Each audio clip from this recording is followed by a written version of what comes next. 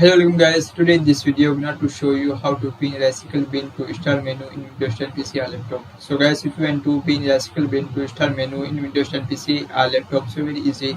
First right click to start, Radical Bin, and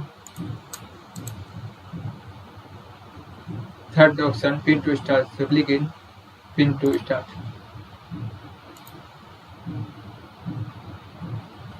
Very easy.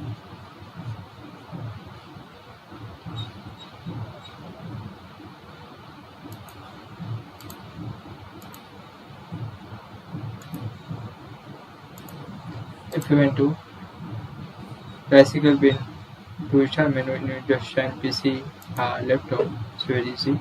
First right click Radical Bin and click on pin to start.